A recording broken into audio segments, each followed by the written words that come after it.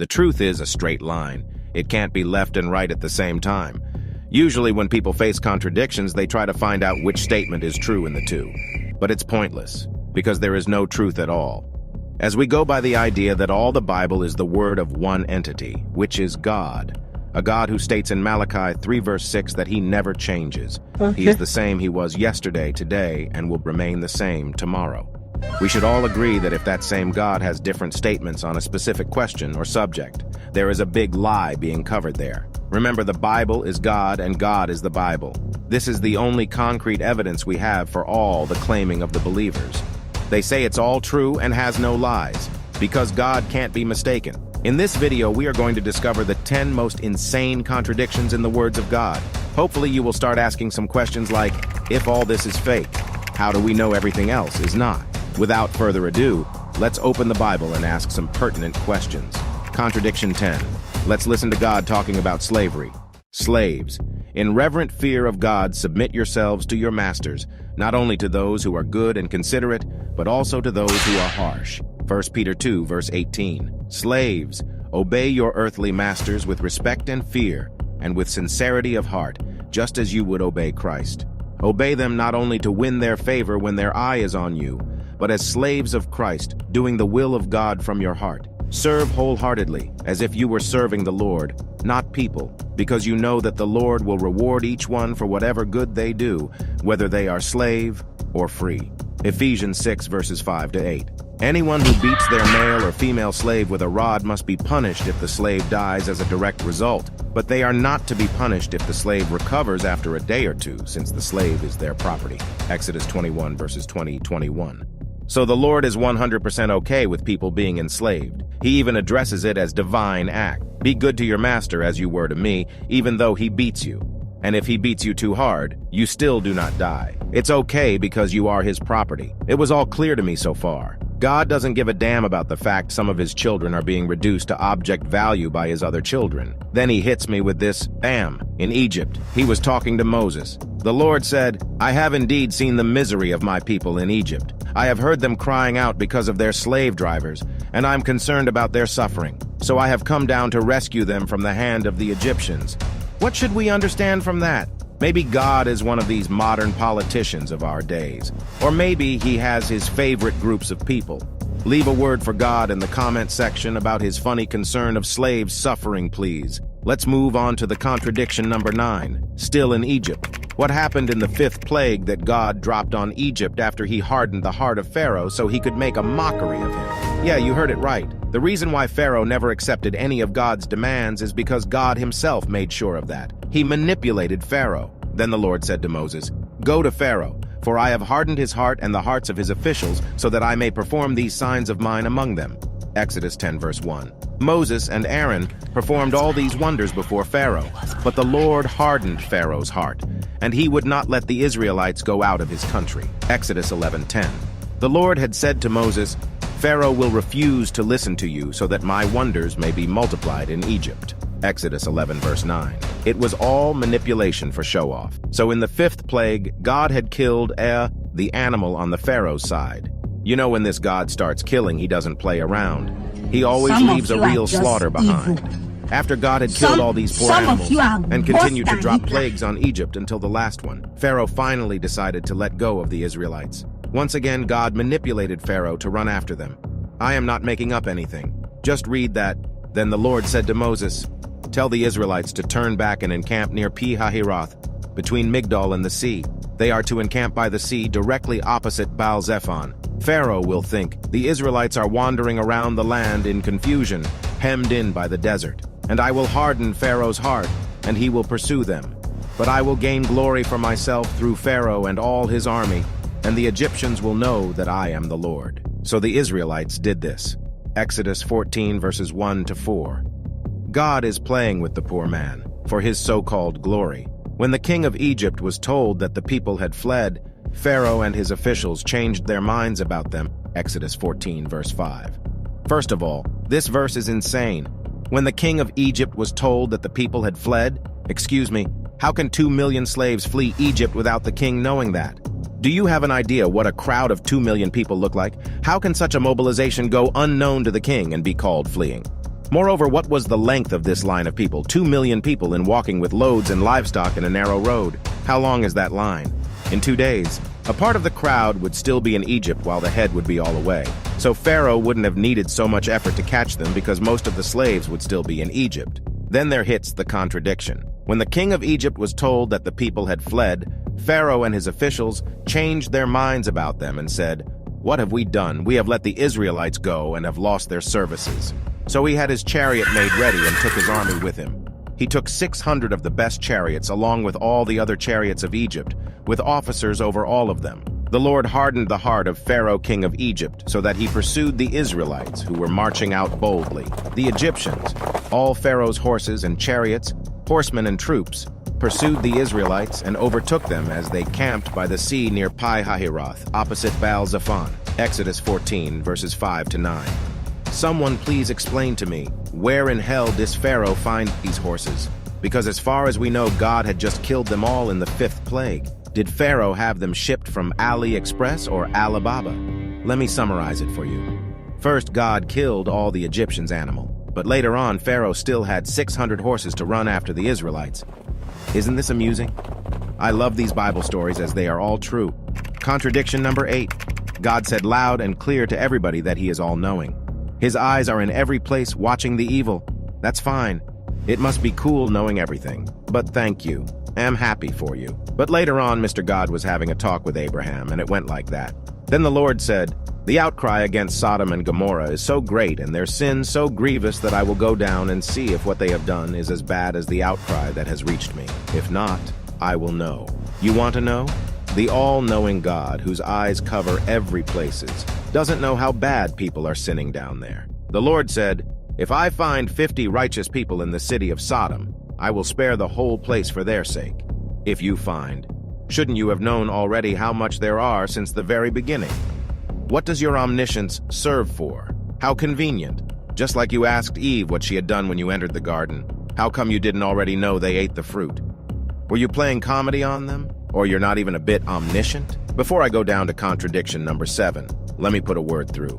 The believers claim that God has a plan for everyone. A plan written since the very beginning that will surely happen sooner or later. They believe that everything that happened through the will of God. Let's call it the God's agenda. Then those same believers believe that their prayers are meaningful. Which of these two beliefs is authentic? It can't be both. 1. If God really has agenda, your poor prayer can't have him change his mind. 2. If everything really goes by God's will, it's worthless praying him to change your situation. It's like asking him to change his plan because you don't like it. Cut the crap, please.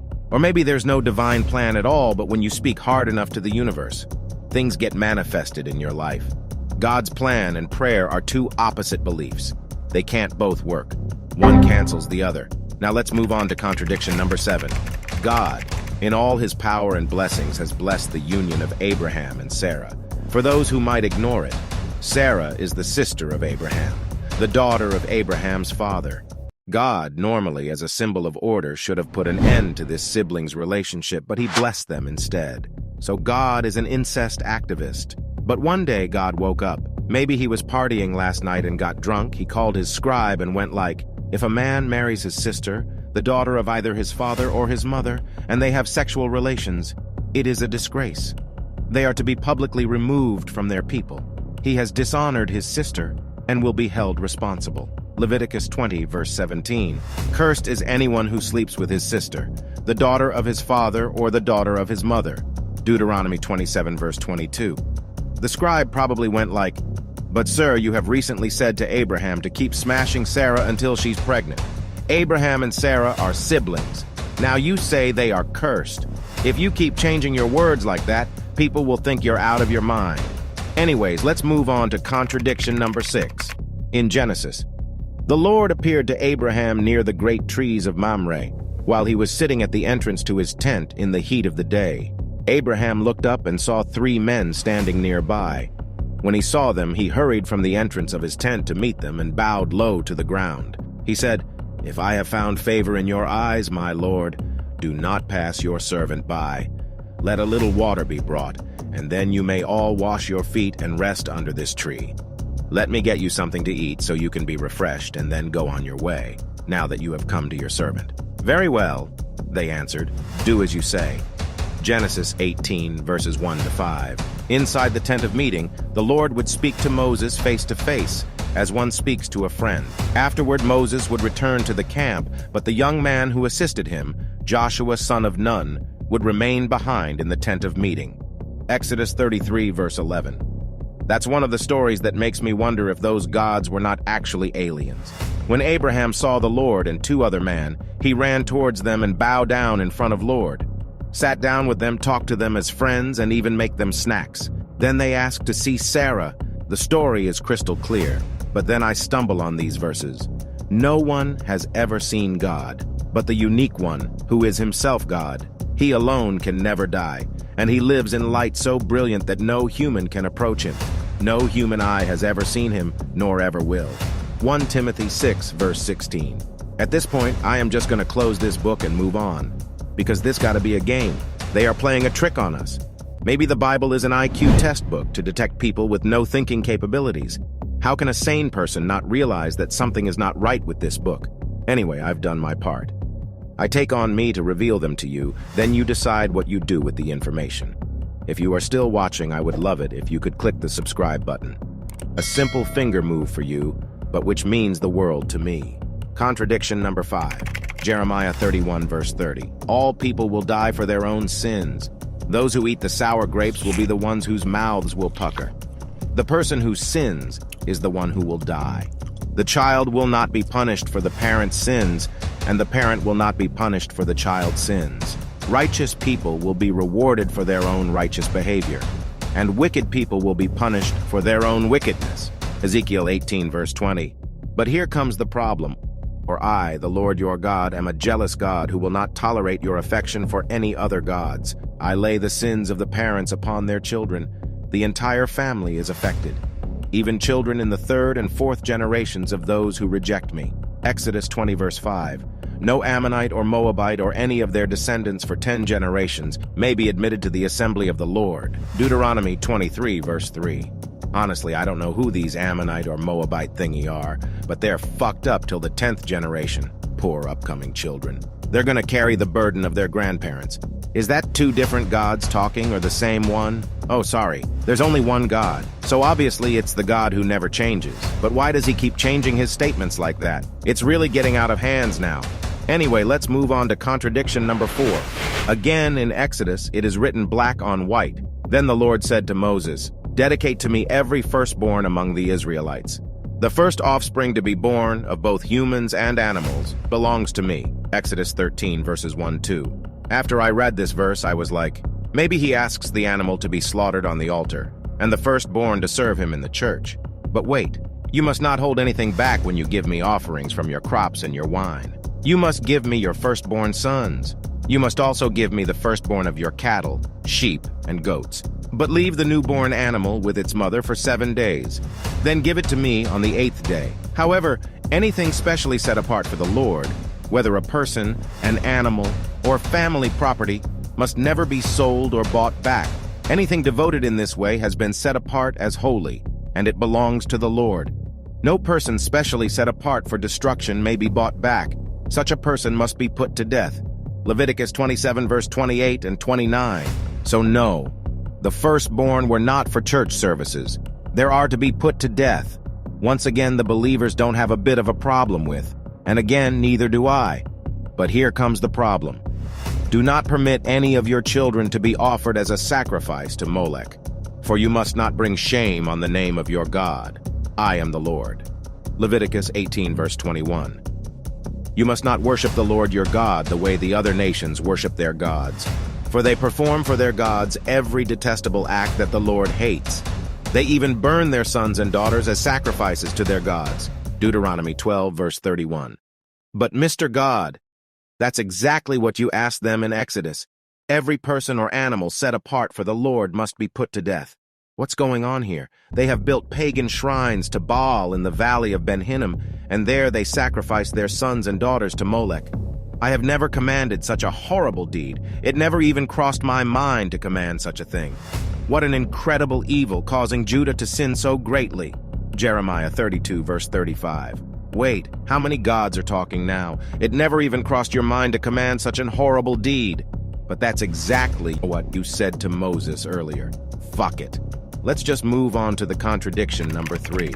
At least there we have some good news because it is said, God saved you by his grace when you believed. And you can't take credit for this. It is a gift from God.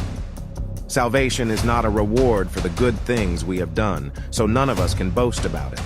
For we are God's masterpiece. He has created us anew in Christ Jesus, so we can do the good things he planned for us long ago. Ephesians 2, verses 8 to 10.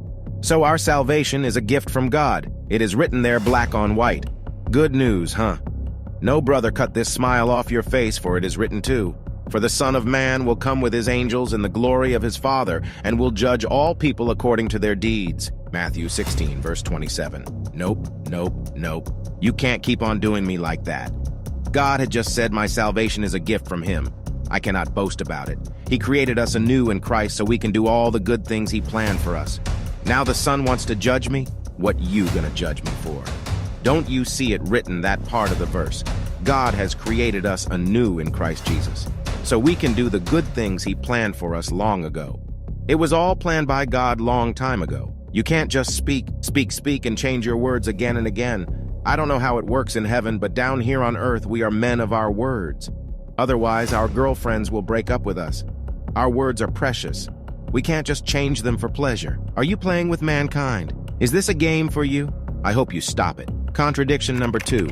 When Judas, who had betrayed Jesus, saw that he was condemned, he was seized with remorse and returned the 30 pieces of silver to the chief priests and the elders. I have sinned, he said, for I have betrayed innocent blood. What is that to us? They replied. That's your responsibility. So Judas threw the money into the temple and left. Then he went away and hanged himself. The chief priests picked up the coins and said, it is against the law to put this into the treasury, since it is blood money. So they decided to use the money to buy the potter's field as a burial place for foreigners. That is why it has been called the field of blood to this day. Matthew 27, 3-8. Poor Judas. He was served as a pawn in the plan of God, and still he ended up hanging himself. I think most PF people don't realize how big the plot was on him. Dude had no choice than to do what he did, because Jesus came down from heaven with everything already planned and settled. It was predestined by God himself that he needed pawn to trigger the salvation plan. Without Judas, there would be no crucifixion. Everyone would have gotten along with Jesus and lived peacefully. But God wanted him hated so he can put the guilt on us. Fortunately, I was not around, so no one can come blame me for that. So Judas threw the coins on the floor and went out hang himself out of guilt. God didn't even bother whispering in his ears. Good job, Juju. Mission accomplished. Now go take a rest. You have saved the plan. Again, here comes the problem. With the payment Judas received for his wickedness, he bought a field. There he fell headlong. His body burst open and all his intestines spilled out. Everyone in Jerusalem heard about this, so they called that field in their language Akeldama, that is, field of blood. Judas bought a field? You guys are audacious. You just said that he threw the money in the temple, but now he bought a field. It was not enough playing him as a pawn, but you're also making up things on him. Goddamn, if you made it until there, you're amazingly curious. It's actually good to know things and interesting things. That's what we do here on Mythos Revealed. I would love to ask you to me a subscribe as we move on to the contradiction number 1. This one is more than a contradiction. That's pure absurdity. The 7 last words of Jesus on the cross. When I was a child, I was taught that Jesus had said 7 things on the cross before passing away. But when I read the Bible, I realized it was a useless setup. Hear me out. Each gospel in the New Testament tells the full story of Jesus, from the very beginning to the very end. The Gospel of Mark is not episode 2 of the Gospel of Matthew. Neither the Gospel of Luke is the episode 3. Each one of them is a complete full movie, so in order to claim out that Jesus said 7 things on the cross before dying, those 7 words should have been reported in all the Gospels. They should have been found both in Matthew, Mark, and Luke. But screw you. According to Matthew, the only thing Jesus said on the cross before he passed away was, Jesus cried out in a loud voice, Eli, Eli, lema sabachthani, which means, my God, why have you forsaken me? Matthew 27, verse 46. That's it. End of the story. Those same words were also reported by Mark, in Mark 15, verse 34. So it should end there. Now you are to ask yourself, how did religion come up with the 6 other phrases of Jesus? It's about to be funny. Those 6 other words were reported by Luke and John. Remember, Mark and Matthew were the only men who walked with Jesus. Luke and John were never ever present. They only heard things. How amusing is that? 2 people who were not even present at an event contradicted the 2 men who were present. Each of them claimed that Jesus said something different, and religion came in all this mess, made an addition with all the contradictions, and called them the 7 words of Christ on the cross. Fuck off. Since when the Gospel of Luke was episode 3 of the Gospel of Matthew? If you liked the video, leave me a subscribe to support the hours of researches. See you in the next video. Bye.